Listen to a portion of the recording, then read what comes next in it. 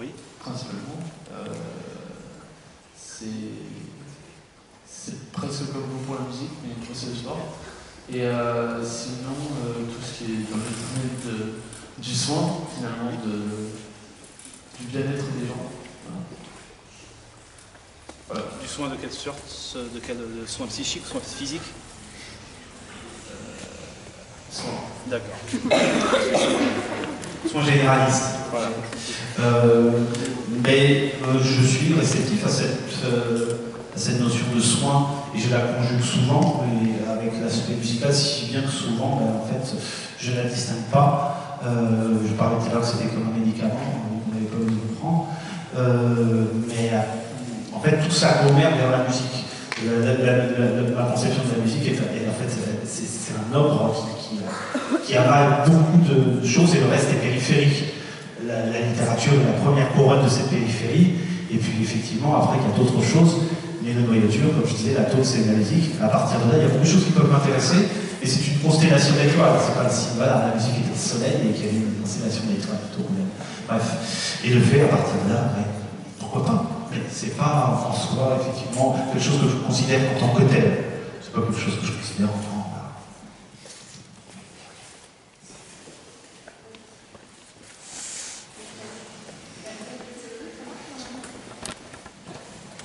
Vous jouez d'autres styles de musique?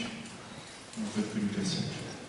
Musique classique romantique, d'expression romantique, j'essaie de jouer, mais là aussi, tout ce que je vais considérer comme étant de la musique, même parfois si c'est de la musique de variété, de la musique de chanson française, de la musique pop, à partir du moment où elle va avoir une couleur romantique, c'est comme si je l'annexais dans ma sensibilité personnelle, dans mon imaginaire, dans mon musée personnel, à une sensibilité musicale, esthétique, romantique. Voilà, il y a quelques... C'est comme s'il y avait des îlots, c'est comme s'il y avait, vous savez, la France et les dom-toms. Dans la musique pop, il y a quelques petits îlots que j'aime bien à l'autre bout du monde, des choses qui ne correspondent pas du tout d'ordinaire, et comme c'est un peu romantique, je l'apprécie et je le considère comme relevant de loin à ça. Voilà.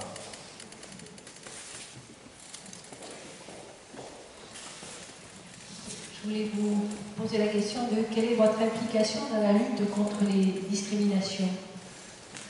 Alors, mon implication, elle est singulière, pour reprendre le début, elle est singulière au sens où je n'ai pas de personne vraiment autour de moi qui relève d'une association, qui relève d'une fondation. Et pourtant, par exemple, récemment, je suis passé sur l'émission de France Télévisions qui s'appelle Culture Box, l'émission où j'ai évoqué que je souhaiterais faire monter une fondation à propos de culture musicale, classique et de handicap plutôt invisible. Donc en fait, je crois que c'est ce qu'on appelle peut-être en sociologie le stand-alone complexe. C'est-à-dire que vous levez seul contre une cause et il n'y a pas forcément de personnes autour de vous parce que cette cause-là est minoritaire, est invisibilisée. Artiste en situation de handicap, voilà, on ne va pas en parler beaucoup. S'il y a un artiste dans un journal, qui c'est qui va intéresser commercialement? Le but d'un journal, c'est de vendre du papier. Donc à partir du moment-là, effectivement, c'est difficile de se faire entendre. Parce qu'il y a peu de personnes qui sont concernées par ça. Parfois, quand je suis passé à la radio, à la télévision, il y a quelques personnes, effectivement, qui ont l'air plus ou moins de près ou de loin concernées. Peut-être pas avec le parcours que j'ai essayé d'avoir et que j'ai essayé encore d'avoir. On ne s'est pas allé aussi loin, ça ne résonnait pas aussi fort en eux. Mais il y avait un début, il y avait un balbutiement, il y avait un embryon, c'était embryonnaire, c'était fœtal. Voilà, mais à partir de là, effectivement, je pourrais être, entre guillemets, métaphoriquement, une mère porteuse de plusieurs choses. J'essaie de voir qu'est-ce qui rétrospectivement peut faire écho à cette dynamique-là, s'il y a eu des antécédents, des précédents, ou si c'est vraiment quelque chose de nouveau que j'essaie de mettre en valeur. Je pense que ça a toute sa dimension, et pourtant, mon implication, elle est assez solitaire. Elle a fait des effets parfois, elle a fait sensation, notamment lorsque j'ai rencontré la ministre de la Culture. Je suis passé sur France Musique, je suis passé dans le journal de TF1, je suis passé dans diverses émissions, peut-être que vous m'avez vu.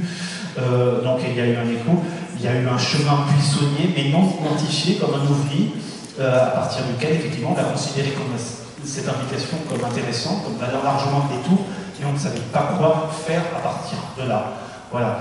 À partir du moment où il n'y a pas forcément une représentativité statistique de personnes qui s'intéressent à quelque chose, on est négligé, on est mis de côté autant médiatiquement, politiquement, littérairement. Voilà, s'il y a quelque chose qui disparaît presque comme relevant que de quelques profils, il n'y a pas forcément l'intérêt qu'il devrait y avoir, même si ces quelques profils peuvent faire un sacré bout de chemin dans l'imaginaire social, dans l'inconscient collectif, on les néglige malheureusement. Voilà. Donc, mon implication, elle est solitaire, elle essaye parfois de pousser des murs, elle y réussit. La montagne accouche parfois d'une souris, parfois il y a des choses qui font sensation, provisoirement. J'ai publié ce livre a un petit succès. Il parle de cette thématique-là, donc il y a des personnes qui s'y retrouvent de près ou de loin. De là à dire qu'un jour il y aura une communauté de femmes autour de ce livre qui considérera ça comme le début de quelque chose qui serait chef de file de je ne sais quoi. Parfois, les mouvements culturels, littéraires mettent du temps, tout ça. L'idée, elle, pas idéologique, parce que j'ai absolument pas ce mot, ça ne me correspond pas. Donc voilà, mon implication. Et la géométrie variable, c'est peut-être une histoire qui est déjà finie, c'est peut-être une histoire qui va continuer, c'est peut-être une histoire qui continuera au delà de mon vivant, je ne sais pas. Et cette implication-là, pour le moment, elle est indéfinissable. Mais du moins, je suis sincère et j'essaie de faire de mon mieux. Et j'espère aussi faire de mon mieux. Voilà. Voilà.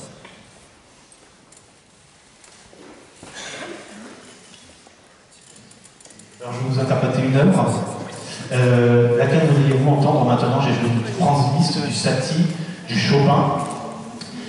Je vous avais parlé de Mendelssohn. Je peux aussi jouer du Gabriel Fauré, qui était un compositeur français qui a composé Après un rêve, notamment, une œuvre très... J'ai entendu tout à l'heure, vous avez prononcé Beethoven. Oui, Beethoven. Alors j'ai la sonate, ça, c'est classique, la sonate du clair de lune. Beethoven, notre mouvement, la sonate du clair de lune. Allez.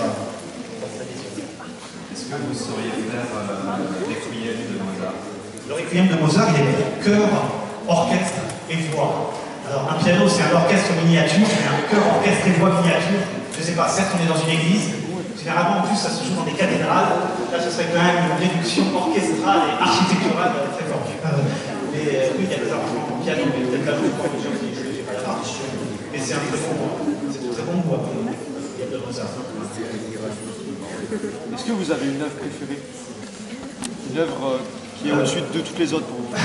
Mais moi j'aime beaucoup les œuvres de Franz Liszt. Au début je vous en ai interprété une œuvre que j'ai comme moment comme fétiche, c'était La Vallée d'Obermann de Franz Liszt. Je pense que sur ma chaîne YouTube c'est l'œuvre qui apparaît le plus dans la vidéo. Il doit y en avoir 4 ou 5 où je joue La Vallée d'Obermann.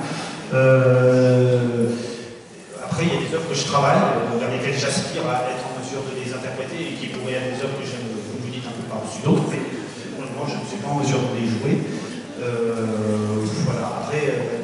moi j'aime bien idéaliser aussi des œuvres que je ne connais pas, des œuvres de compositeurs méconnus, par exemple. Ici, du côté de Bourg, de Coutral, il y a eu Henri Sauguet.